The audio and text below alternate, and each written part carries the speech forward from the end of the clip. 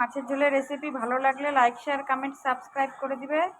Hello বন্ধুরা, তোমাদেরকে কবিতা স্কুলে স্বাগত। আজকে করব রুই মাছের ঝোল। রুই মাছটা ধুয়ে হলুদ লবণ মেখে মাছটা ভেজে নেব।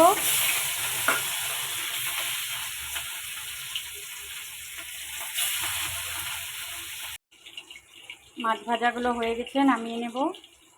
আমি গোটা জিরা একটা শুকনো লঙ্কা ফোড়ন দিয়ে দিয়েছি, আলু দিয়ে দিচ্ছি, আলুটা ভেজে নেব। আলুটা ভাজা হয়ে গেছে, আমি মশলাটা দিয়ে দিচ্ছি।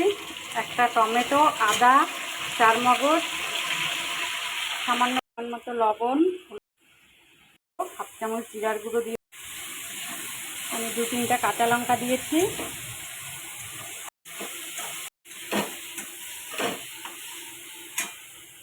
মশলাটা কষানো হয়ে গেছে, আমি জল দিয়ে দিব। মাছগুলো দিয়ে দিব।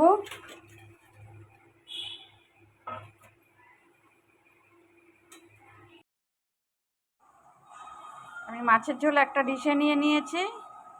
তোমাদের এই মাছের ঝোলের রেসিপি ভালো লাগলে লাইক শেয়ার কমেন্ট সাবস্ক্রাইব করে দিবে।